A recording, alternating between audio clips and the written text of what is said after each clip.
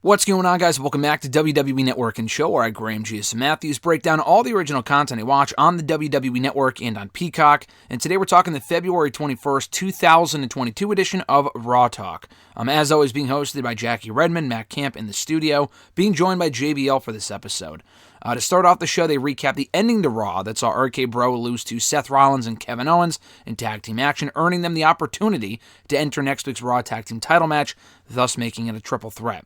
They also run down the biggest headlines from the show, including Brock Lesnar appearing, mentioning he has to defend the championship at the March 5th Madison Square Garden show in a couple of weeks. Jackie also took a moment to take a shot at Matt Camp's fashion sense. He was wearing some sort of coat. I don't know what the exact word for it is. She mentioned it a couple times. JBL took a couple shots too, which was funny. But back in the studio, they replayed the Miz TV segment where they revealed that Logan Paul will be teaming with The Miz against the Mysterios at WrestleMania. We hear backstage from Miz with Kevin Patrick. Miz calls Logan Paul one of the biggest stars in the world right now, and that's why he chose him to be his partner at WrestleMania against the Mysterios. Very debatable. A lot of people know who Logan Paul is, but I think to call him one of the biggest stars in the world, which JBL later agrees with, by the way, I guess JBL would know who he is. I can't imagine, like, people older than me. I mean, I'm in my 20s, but I can't imagine my parents knowing who Logan Paul is, for example. You know what I mean? So to call him one of the biggest stars in the world, I don't know about that, but he certainly is a notable name. I will give him that.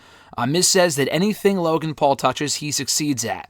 And people in the back don't like him, which is why he had to look outside of WWE for a partner. And all of his old allies and partners are all gone. He kind of hesitated. It sounded like he was going to say released, like they've all been released, but he said they're all gone, which is true. John Morrison, for example, his most recent ally, got fired from WWE back in November. R-Truth, he used to team with, he's still there. Damian Sandow, gone. Alex Riley, gone. Trying to think anyone else. I mean, Maurice is one of his on-air allies as well, but she's not there right now. She can't team with him at WrestleMania for that match specifically. But he needed an outsider, he said, because that Elimination Chamber felt like a handicap match when he took on Rey Mysterio. And to Miz's credit, Dominic did get involved a whole bunch, so he's not exactly wrong there. But he says the Mysterios will go down. He's in good shape right now with Logan Paul as his partner. Like I said, JBL kind of agreed with The Miz in calling Logan Paul one of the biggest stars in the world right now. Definitely debatable. But it is big for Miz to get Logan Paul as his partner. And Matt Camp brings up how Paul is not new to WrestleMania. He was at WrestleMania a year ago in the corner of Sami Zayn. Didn't exactly work out. JBL says that he's interested to see how the match goes. And then the Mysterios, once again, per usual, will be the underdogs going into WrestleMania. How? I'm not exactly sure. Because like Jackie and Matt asked JBL, how is Ray going to prepare for an opponent they've never faced before? And JBL kind of emphasizes, well, Ray has faced everyone, from myself to the Big Show to the Great Khali. He calls him the Giant Khali by accident. He's faced everyone in his career, so he can really kind of prepare for anyone. But they will be able to plan on Miz. They know Miz inside and out in the ring. They don't know anything about Logan Paul as far as his in-ring abilities go, and that's because they don't exist. Logan Paul is not an in-ring competitor. I guess they're treating him like a threat because he does have that boxing background. He has boxed a whole bunch lately. But as far as in the ring, I mean, to pretend like Logan and Miz are going to be going into this match as the favored duo when Ray and Dominic are the former tag team champions, to me makes no sense. I know this story they're trying to tell here, and the heels got the better of the Mysterios, as they should have on Raw. But to pretend like Logan Paul is this giant threat, to me is a bit of a joke. That's a bit of a stretch, but that's just my opinion. They replay the Tommaso Ciampa and Finn Balor tag team victory over the Dirty Dogs at a certain point from Raw last night as well. A quality match. We hear backstage from Finn Balor with Sarah Schreiber, and Finn Balor says that he fit all of Damian Priest's criteria. Great in-ring competitor, world championship material, been there, done that, he says. Next week, the Prince will be back. And that was all we really heard from Balor. Next week, he gets his shot at the United States Championship against Damian Priest. I'm looking forward to that one. Matt Camp actually acknowledged their takeover in your house match from June of 2020 and how that was kind of the turning point for Damian Priest, and I would agree. Very good match there. People started to see Damian in a different light coming out of that show. And it was only a couple of months later he became NXT North American Champion. So hopefully he can continue to ride that wave of momentum and beat Balor next week. But I'm curious what Balor means by the Prince will be back. We saw the Prince version of Finn Balor in NXT. He hasn't really done anything remotely similar to his NXT work since being back on Raw and SmackDown. So does that hint at a heel turn? I know there were rumors of that a few months ago. He had pitched that, but then it was also reported that Vince turned it down. Didn't want to turn him heel, even though they have no plans for the guy. So maybe they will go with it. Who knows? I think that'd be great. It certainly feels like Damian is going to be the heel more than Balor. People like Balor a hell of a lot more than they like Damian as far as the casual WWE audience goes. So if I had to guess, probably Damian would turn heel either in that match or afterward. But Balor turning heel would be great because he was such a great heel in NXT. And he has said before in interviews he wants to use that character and do that character on a bigger stage, on a Raw or a SmackDown if possible. So anyway, JBL emphasizes that this is WrestleMania season, and he applauds Balor for going after one of the hottest stars in the business right now, in Damian Priest. Now, I love Damian Priest. I think they've booked him well. To call him one of the hottest stars in the business right now is, again, a bit of a stretch. I know he's been winning a lot, and that's awesome, but really they have cooled him off quite a bit. I mean, if you had said that 6 months ago, I might agree with you, but to say that now in the business, he's not one of the hottest stars on Raw right now. You know, to call him one of the hottest stars in the business, period. Clearly, JBL doesn't watch a lot of wrestling currently outside of Raw and maybe SmackDown. Because Damian, they have significantly cooled off with this Priest and Damian, evil, good guy, bad guy bullshit thing that they're doing right now with this character that I'm not exactly a fan of.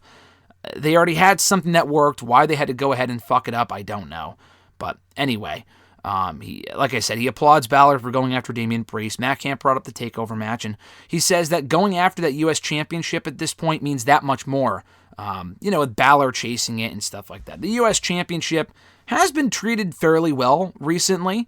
JBL does say that Balor needs this more than Priest because Balor's doing a whole lot of nothing right now. And winning that championship, in JBL's words, would be his ticket to WrestleMania. I gotta disagree with that because he makes it sound like if you win the United States Championship, you are guaranteed a spot at WrestleMania, which is not true. There have been many, many years where both the Intercontinental and or United States Championship were not defended at WrestleMania. It's a lot more likely now with Mania being 2 nights, but still that's not a guarantee. You know, we can get Sammy and Johnny Knoxville at WrestleMania. It may not be for the Intercontinental Championship, which I think would be dumb, to have the champion in action on the show but not have it be defended. But then again, his opponent might be Johnny Knoxville, so who knows. But just because you're a United States champion doesn't automatically mean the championship will be defended. It wasn't defended at WrestleMania 30, WrestleMania 29. 28, I don't think it was defended. 31, it was. 32, it was. 33, I don't remember. Who was champion? Oh, it was defended at 33. 34, it was. So it has in recent years. 2 years ago, I don't remember. Last year, was it defended? Yeah, it was defended last year in 2020. Who was United States champion in 2020? Man, at WrestleMania, I know this is completely irrelevant to the review, but I'm just trying to think off the top of my head real quick. Who was champion in 2020? AJ Styles had just lost it to Rey, Andrade. No, Andrade didn't defend it at WrestleMania. I think he was sick or something. And then 2019, there was a U.S. title match. So we have gotten a U.S. Championship match at Mania more often than not in the last decade, but it's far from a guarantee, so I wouldn't necessarily agree with that either. They kind of shift their focus to The Undertaker going into the WWE Hall of Fame this year. They don't show the 5-minute video package, don't worry, although I wouldn't complain because I think it's great. But they praise The Undertaker being one of the greatest of all time, blah, blah, blah. JBL says that he deserves his own wing. Taker, that is, not himself. He deserves his own wing in the WWE Hall of Fame, and that his career will never be replicated as someone who was in the business for 30 years consistently on top, getting hurt a lot, taking time off a lot, but he was always on top no matter what. And he has a presence about him, and the business is lucky to have him around for so long and to still have him around today. And I would agree. And he's very curious to see how his speech is going to go come his induction.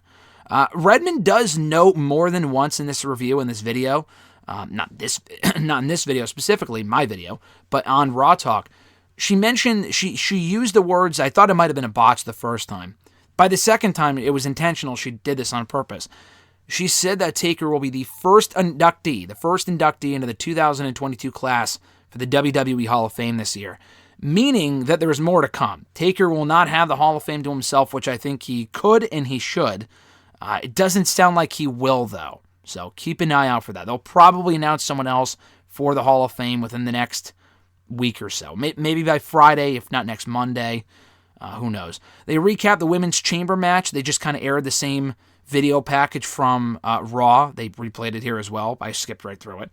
We hear backstage from Bianca Belair with Sarah Schreiber. Belair says she's very excited for WrestleMania. You can't spell WrestleMania without EST. She said that a week or two ago. She had to remind Lynch on Raw this week what she can do by beating Doudrop with that great performance. And she vows to leave WrestleMania as the new Raw Women's Champion. To close out here, Matt Camp says that she successfully built herself back up, going to the back of the line, proving herself all over again, sole survivor, winning Elimination Chamber. This is her time. And come WrestleMania, it's going to be personal for her. After the whole 26-second dilemma back at SummerSlam, she never forgot about that. None of us forgot about that. And she's going to have to redeem herself come WrestleMania.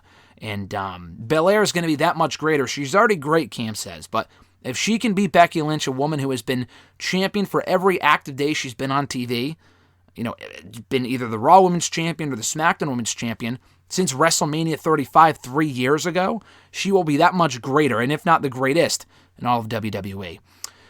So that was Raw Talk in a nutshell for February 22nd, 2022, or 21st rather. Today's the 22nd.